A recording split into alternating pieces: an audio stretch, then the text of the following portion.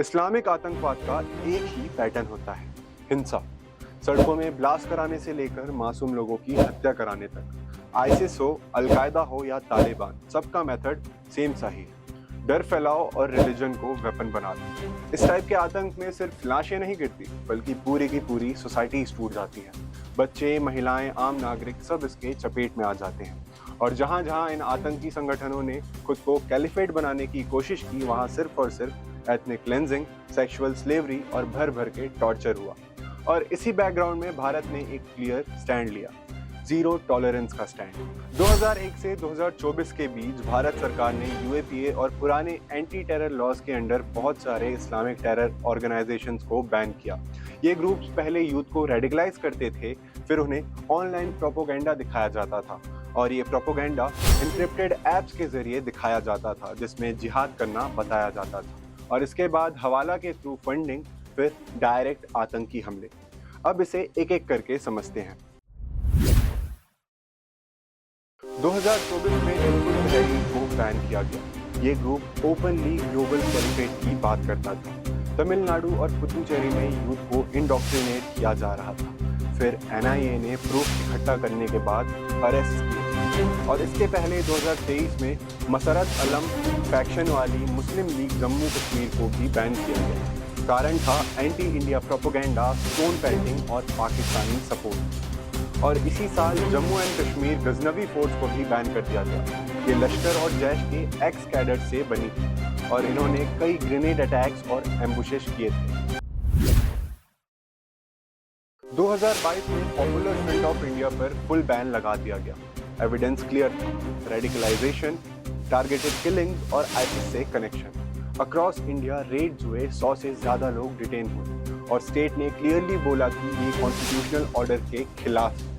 और इसके पहले 2019 में जमात उल मुजाहिदीन को बैन किया गया।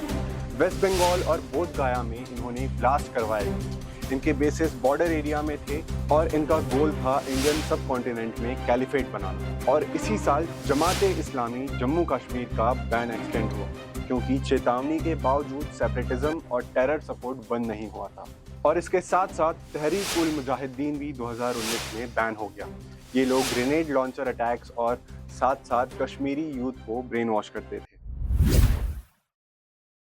2018 में अलकायदा इंडियन सब कॉन्टिनेंट पर बैन लगा दिया गया।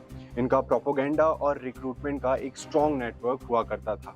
और इसके पहले 2015 में इस्लामिक स्टेट पर भी बैन लगा दिया गया। इनका नेटवर्क ऑनलाइन रेडिकलाइजेशन के थ्रू इंडियन यूथ को इराक और सीरिया भेजता था।